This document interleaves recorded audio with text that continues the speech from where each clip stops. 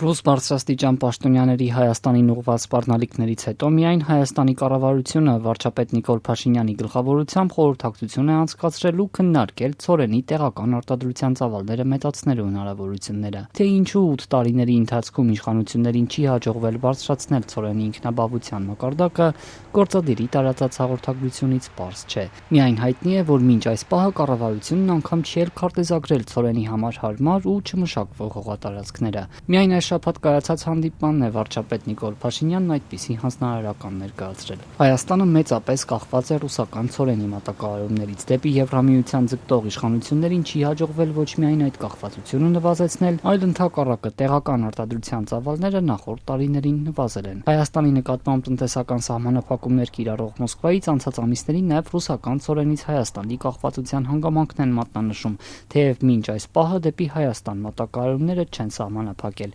Դրանք իրականացվում են այդ թվում երկաթուղիներով, Ադրբեջանի տարածքով։ Բոլոր մեխանիզմները կան, մշակված են, դրված են, բայց մենք հավատացած ենք, որ ձեր ասած սցենարը տեղի չի ունենա, որ ձեր ասած սցենարները մշակված են դեռևս տարիներ առաջ, բայց մենք հավատացած ենք, որ դա տեղի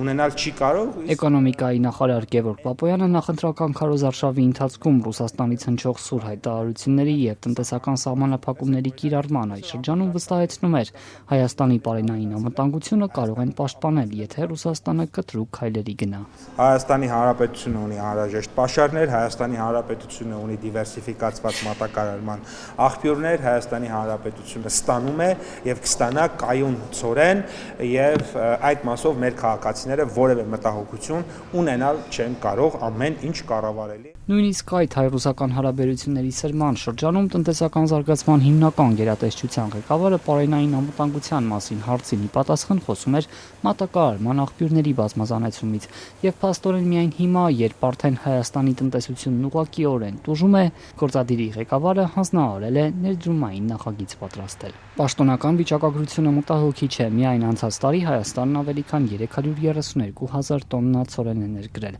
շուրջ 83 միլիոն դոլար ընդհանուր գնով, իսկ Հայաստանում ցորենի ընդհանուր բերքը 132,500 տոննա է կազմել։ Չնայած վերջին տարիներին կառավարությունը ցորենի արտադրության խթանման տարբեր ծրագրեր է իրականացրել ու միլիոններ ծախսել, ինքնաբավության աստիճանը 2024 թվականի տվյալներով մոտ 23% է։ Ֆերմերները շարունակ պնդում են, ձեռնտու չէ ցորեն աճեցնելը, իսկ առանց պետական աջակցության ընդհանրապես շահույթ չեն կարող ունենալ։ Պետք ու ծախսերն է չի փագի։ Այդ տրամադրած 120 կամ 70 հազարներ որ չլիներ, вообще մինուսով էր գյուղացին։ Թե ցորենի ինքնաբավության աստիճանը բարձրացնելու ուղղությամբ ինչ ծրագիր կմշակեն ու ինչ ժամկետներում, պարզ չէ։ Իսկ ցորենի ներկրումը պարենային անվտանգության խնդիրներից թեև ըստ էության գլխավորն է, սակայն միակը չէ։ Տարեց տարի մեծ տեմպերով նվազում է նաև կաթի ու մսի ինքնաբավության աստիճանը։ Եթե իշխող քաղաքացիական պայմանագիրը ցորենի արտադրության վերաբերյալ հստակ խոստումներ չի տվել, կաթի ու մսի արտադրության վերաբերյալ նախընտրական շրջանում